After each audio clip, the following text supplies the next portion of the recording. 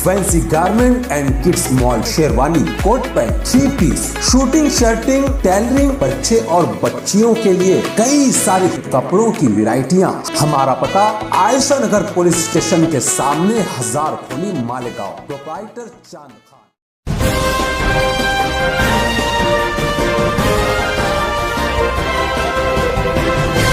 मानव समाचार, मानवता के हक में। और हमारे शहर में पावर लूम के अलावा कोई ऐसा रोजगार नहीं है। ये रोजगार चलता है तो पूरे शहर का कारोबार चलता है। इसलिए हम इस कारोबार के बचाने के लिए हम सब लोगों को इकट्ठा करेंगे और सरकार से बात करेंगे। अगर कंपनी नहीं कर सकती है तो इसको महावितरण के अंडर में दिया जाए। महावितरण से ज्यादा खराब आज हमारा पोजीशन है। महावितरण में तो हम ऑफिसर से मीटिंग करते तो वो कुछ ना कुछ सुधार देते थे, ये कुछ करते नहीं है और दादागिरी कर रहे हैं।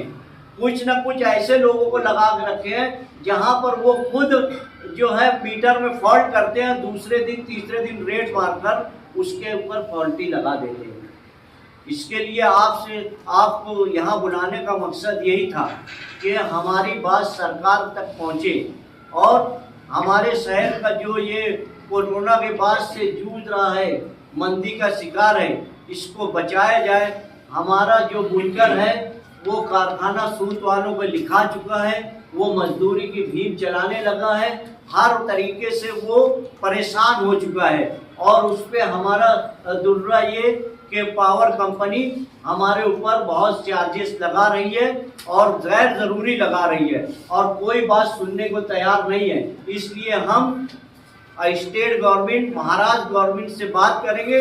उसके बाद बात नहीं मानी गई तो पूरे शहर से मशवरा किया जाएगा। जो भी शहर बोलेगा, जो भी इस शहर की तंजीमें बोलेंगी, जो भी सियासी पार्टियां बोलेंगे, सबको इत्तेहाद के साथ हम इस शहर में इस कंपनी के खिलाफ हम लोगों को खड़ा करेंगे।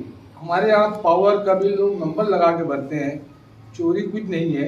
इसके बाद भी ये अलग अलग चार्जेस लगा कर हमको एवरेज बिल दे देते हैं और ये सब दादागिरी के खिलाफ, जो शेडिंग के खिलाफ, ये जो पावर संघर्ष समिति और जो दूसरी तंजीमें हैं जो फैसला करेगी, हम पूरी ताकत से जो तहरीक चलाएगी, हम लोग जेल जाने की नौबत आए या कोई और बात आए, हम उसके लिए पूरी तरह से तैयार और इनके साथ है।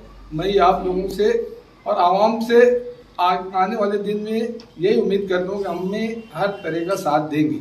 ये कंपनी जो 3-3.5 साल कबल मालेगांव शहर में मुसल्लत की हुई, ये सिर्फ पावर लूम का मसला नहीं है।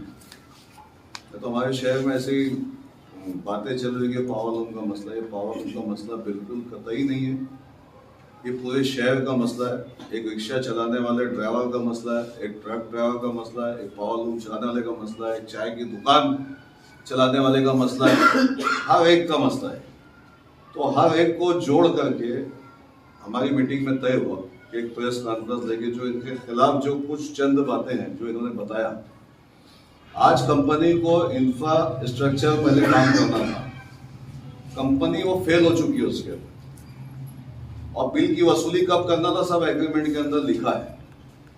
आज पुलिस डिपार्टमेंट के साथ अगर वो ले रहे तो डिपार्टमेंट को एग्रीमेंट पढ़ना चाहिए, जो MERC का और जो गवर्नमेंट का, स्टेट गवर्नमेंट का जो उनके साथ एग्रीमेंट हुआ है वो पढ़ करके उनके साथ कराओ। ये कोई प्राइवेट सरकारी कर्मचारी नहीं है, ये सरकारी कर्मचारी नहीं है, ये बिजनेस के लिए आए, पैसा कमाने के लिए मालेगांव शहर में इन्होंने ठेका पत्थर किसके ऊपर लिया।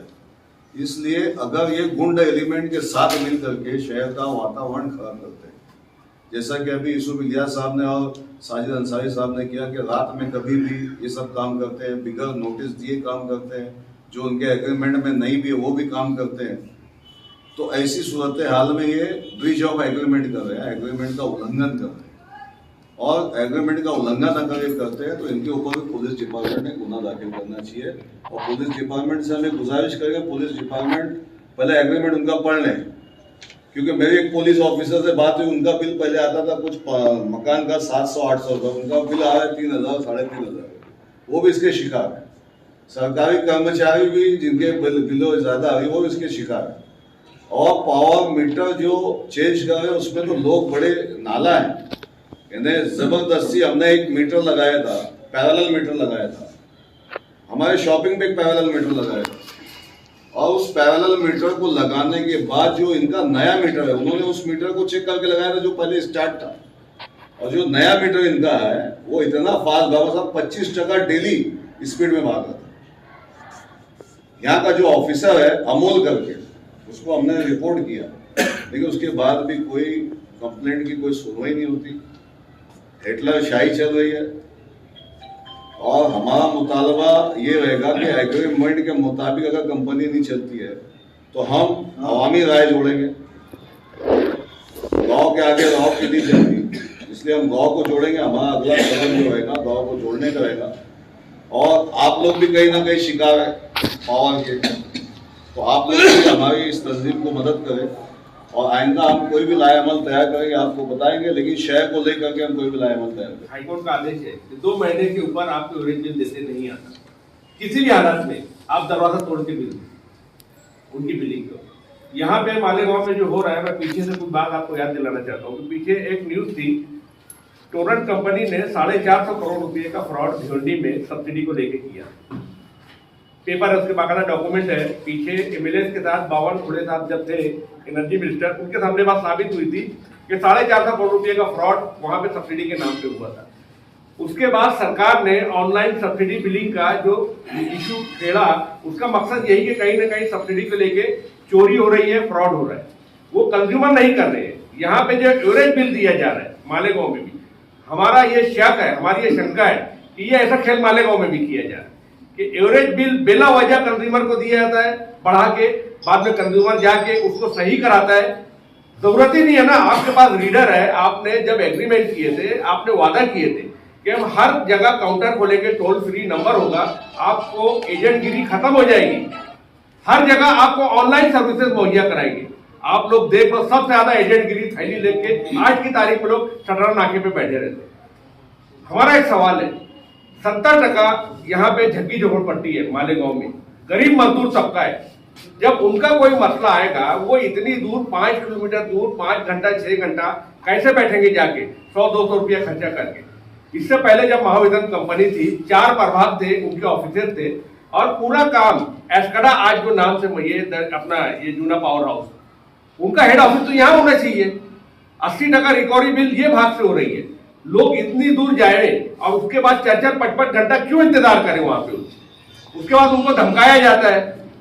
कंपनी ने पुलिस प्रोटेक्शन ले लिया है, ठीक है, जो उनका अधिकार है वो पूरा करें, लेकिन जो कंज्यूमर राइट है उसको कौन लड़ेगा? आज बेपनाह लोग तकलीफ में है, परेशान है। जबरी मीटर तब्दील हो रहा है, उसका भी टैरिफ एक्ट में तुम बिला वजह मीटर नहीं तब्दील कर सकते जब तक मीटर टेम्पर्ड ना हो, टूटा हुआ ना हो, सील ब्रोकन ना हो। अच्छे मीटर को क्यों तब्दील किया जा रहा है? कहीं ना कहीं इनकी नियत में खोट है। हम लोग सिर्फ पावर रूम नहीं, इस पूरे शहर के लिए खड़े हुए हैं। ऐसे बहुत सारी बातें हैं, जब आप लोग हमारे साथ चलेंगे तो आपको महसूस होगा कि ब्रिटिश इंडिया कंपनी से ज्यादा तकलीफ देह कंपनी हो गई है। तो हम लोग ये नहीं चाहते कि किसी गलत का साथ देना, लेकिन जो गरीब आदमी, जो एक मजबूर आदमी के साथ जितना सब यहाँ अत्याचार हो रहा है, उसको रोकना चाहिए। तो हम आप लोग से, तमाम ही लीडरान को हमने, या जितनी सियासी पार्टियां हैं, हमने उनको भी निवेदन दिया है इस मामले में, ये मामले में आप लोग भी हमारा साथ दें। तो हम आपसे भी गुजारिश करते हैं कि इस मामले में पॉजिटिव रिपोर्टिंग करके जो भी है, लोग हमारे साथ आना चाहिए। जब तक ताकत नहीं रहेगी लोगों की, हम कहीं पे कुछ मतलब करने की पोजीशन में नहीं रहेंगे।